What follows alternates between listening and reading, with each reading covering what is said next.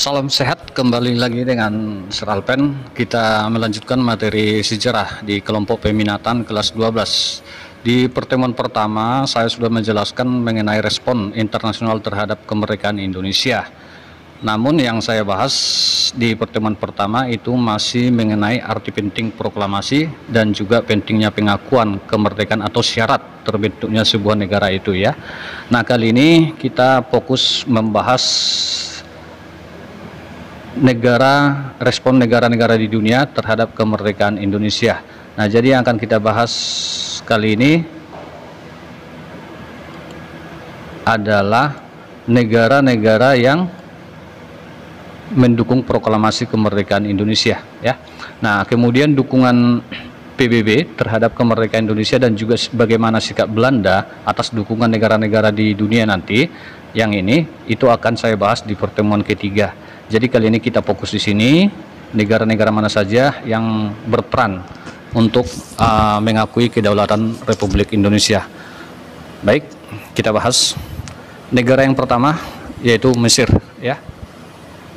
Nah, anakku sekalian, Mesir ini dalam sejarah kita pahami bahwa negara inilah negara yang paling pertama di dunia ya, yang memberikan dukungan atau pengakuan kemerdekaan terhadap Indonesia ya.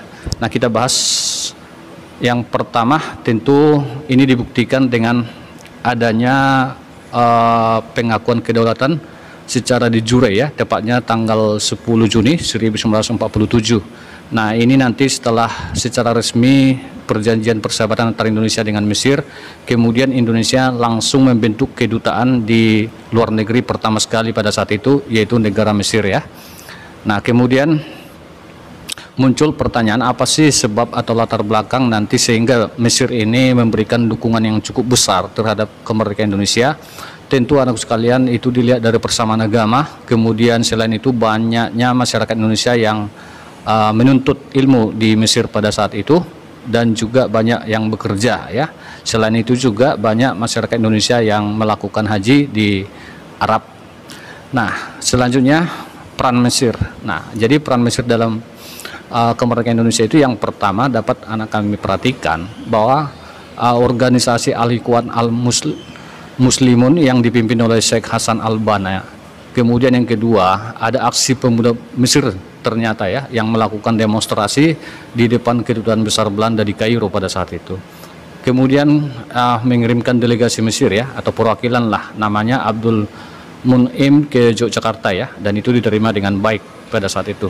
Sehingga nanti Mesir juga mendorong agar Liga Arab mengakui kemerdekaan, tepatnya itu nanti 18 November 1946. Jadi ini sangat luar biasa, melalui radio nanti itu diinformasikan dukungan Liga-Liga Arab ya. Kemudian ditandatangannya perjanjian persahabatan tadi ya, antara H. Agus Salim dan juga Fahmi Nokrasi Pasha, itu tepatnya 10 Juni 1947. Nah, peran lain daripada Mesir yang keenam itu Menteri Luar Negeri Mesir itu di bawah kabinet Ahmad Kasyaba Pasha ya, itu mengirim nota resmi ke Belanda yang berisi permintaan nanti agar Belanda itu bersedia menghentikan aksinya di Indonesia. Maksudnya aksinya itu adalah, kita paham bahwa setelah Indonesia nanti proklamasi, Belanda dan juga sekutu Inggris itu mendarat kembali, ingin mengembalikan kekuasaannya atas Indonesia. Maka kalau anak kami pernah dengar terjadinya yang namanya agresi militer Belanda 1 dan agresi militer Belanda 2 nantinya ya. Kemudian selanjutnya adanya aksi pemboikotan oleh para buruh ya di pelabuhan Port Said dan juga terowongan Suez terhadap kapal-kapal Belanda. Nah, luar biasa dukungan Mesir ini terhadap kemerdekaan Indonesia ya. Nah, kemudian yang terakhir ada rapat umum oleh organisasi dan partai politik di Mesir pada saat itu, yang mana rapat ini menghasilkan beberapa resolusi ya. Nah, termasuk pemboikotan barang-barang buatan Belanda ya di seluruh negara Arab. Kemudian penutupan pelabuhan dan juga larangan terbang di wilayah Arab terhadap kapal maupun pesawat Belanda pada saat itu ya. Nah, ini tujuannya adalah untuk menolong korban agresi Belanda. Selanjutnya kita masuk yang kedua ya, bagaimana sih pengakuan India. Kita masuk negara India. Nah, jadi negara India ini termasuk negara yang besar ya perannya terhadap kemerdekaan Indonesia.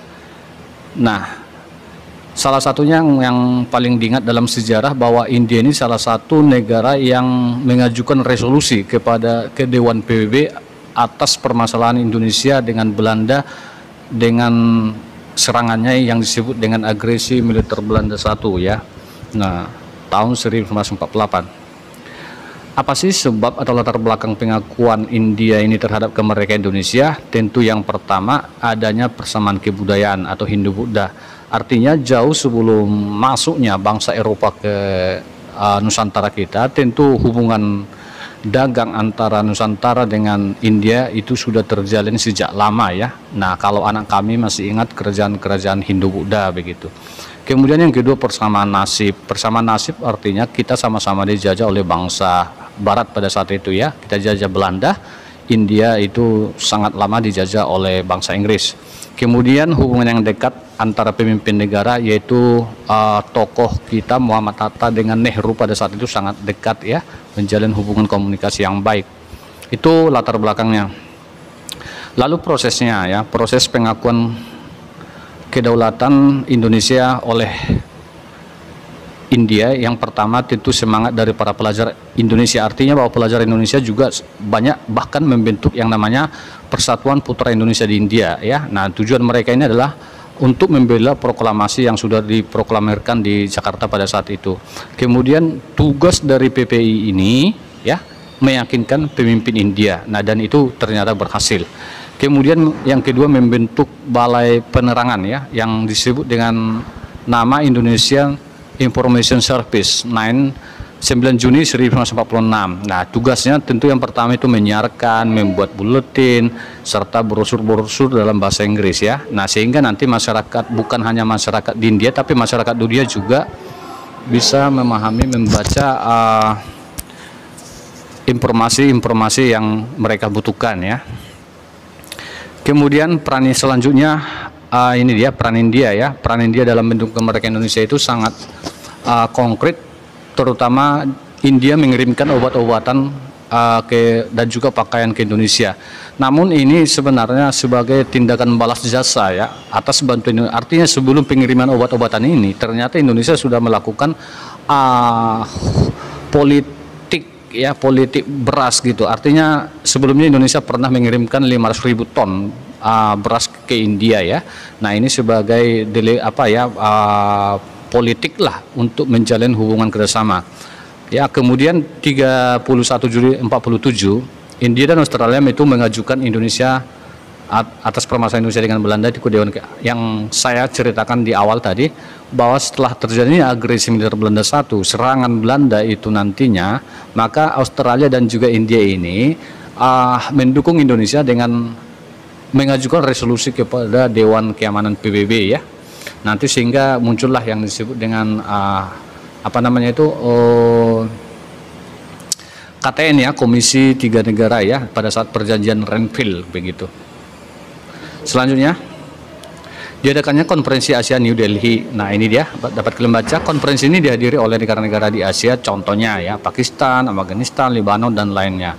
Nah, konferensi ini dihadiri untuk Australia, sedang Indonesia yang diwakili oleh Dr. Sudarsono ya. Baik, saya lanjutkan. Kita masuk resolusi yang dimaksud tadi ada beberapa, misalnya pengembalian pemerintah Republik Indonesia ke Yogyakarta, pembentukan pemerintahan intern yang mempunyai kemerdekaan ya. Nah, ini dia beberapa hasil resolusi yang India dan Australia sampaikan tadi ya. Kemudian kita masuk pengakuan Australia terhadap kemerdekaan Indonesia. Nah, ternyata Australia juga sangat berperan terhadap pengakuan kemerdekaan Indonesia, anakku sekalian ya. Nah, yang paling nyata dalam sejarah bahwa Australia ini termasuk anggota Komisi Tiga Negara pada saat itu ya. Di saat Indonesia dengan Belanda itu ditemukan di dalam sebuah meja namanya perundingan Renville. Nah, sebagai penengah pada saat itu Amerika Serikat dan Indonesia didampingi oleh Australia pada saat itu ya. Nah, Richard Kirby dari Australia gitu. Kita lanjut. Sebab-sebab Australia melakukan atau memberikan dukungan kepada Indonesia, tentu yang pertama hubungan baik antara Australia dan Indonesia yang sudah lama ya, sejak masa penjajahan Jepang juga ya. Hubungan ini ketika nanti banyak para buruh kapal atau perwira kapal dari Indonesia itu dibawa Belanda ke Australia ya. Nah, jadi para pekerja dari Indonesia ini kemudian berhubungan kontak dengan Siemens Union in Sydney atau asosiasi pekerja namanya ya. Nah, jadi asosiasi tersebut terkejut melihat diskriminasi yang terjadi antara buruh kapal dan perwira kapal ya. Nah, jadi nanti para pekerja yang ada di Australia itu memberikan atau tetap menghormati hak-hak atas pekerja ya. Nah, kemudian persamaan tujuan, yakni sama-sama ingin menyingkirkan atau mengusir Jepang ya. Itu persamaan antara orang Indonesia dan juga Australia pada saat itu. Kemudian prosesnya, tentu yang pertama peran daripada tawanan Belanda atau orang Indonesia. Artinya orang-orang Indonesia yang ditawan Belanda di Australia ternyata itu membawa peran ya yang cukup besar, di mana mereka inilah nanti yang menjelaskan maksud dan tujuan daripada kedatangan kapal-kapal Belanda pada saat itu ya.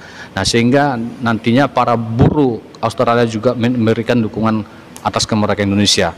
Kemudian ditambah lagi adanya peristiwa Black Armada. Peristiwa Black Armada ini itu dimulai ketika buruh pelabuhan asal Indonesia di pemukiman Ulu Molo itu mendengar kabar tentang proklamasi Indonesia. Jadi salah satu buruh kapal tersebut itu sangat senang, Tukliwon itu berumur 20 tahun itu menyampaikan kemerdekaan Indonesia pada rekan-rekannya sesama buruh dan berjanji memberikan dukungan begitu ya. Dan juga nanti setelah itu diketahui oleh tokoh-tokoh kita di Jakarta, misalnya Sultan Syahrir, langsung nanti Sultan Syahrir itu melakukan kunjungan ke Australia karena ternyata dari Australia banyak memberikan dukungan terhadap kemerdekaan Indonesia ya. Nah, kemudian peran Chen Kim, Central Committee Indonesia Merdeka maksudnya ya. Nah, ini juga sangat berperan, mereka itu melakukan aksi-aksinya sampai 2 kali. Ada aksi sebelum tahun 1945 yang melakukan turun ke jalan ya di Melbourne dan berteriak long life the Republic of Indonesia ya. Nah, kemudian aksi setelah tahun 45 juga mereka nanti mengecam atas gagalnya perjanjian Linggarjati sehingga terjadi agresi militer Belanda I di Indonesia ya oleh Belanda. Nah, kemudian inisiatif juga masih banyak dari termasuk juga Partai Komunis Australia pada saat itu. Kemudian ada juga Dewan Federasi memutuskan pemogokan menyeluruh terhadap semua kapal Belanda di Australia. Kemudian tanggal 28 September tahun 45 pekerja pelabuhan Sydney menggelar juga unjuk rasa ya. Nah, jadi masyarakat Australia sangat berperan sekali memberikan dukungan kemerdekaan bagi Indonesia pada saat itu ya. Nah, lalu kita masuk ke Eropa. Ternyata dari Eropa sendiri ada juga negara yang memberikan dukungan terhadap kemerdekaan Indonesia. Salah satunya adalah negara Vatikan ya, yang mana negara Vatikan ini merupakan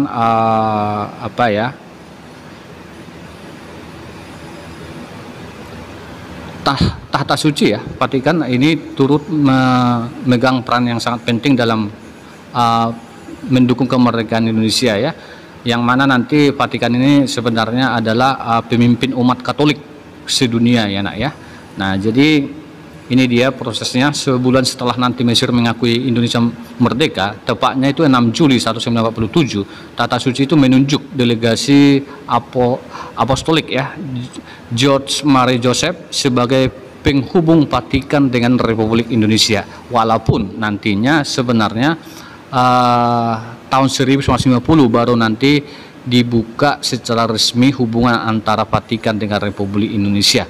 Namun tetap mereka sudah memberikan dukungan, dan inilah nanti di mana negara-negara di Eropa sebenarnya mulai menunjukkan kenetralannya ya.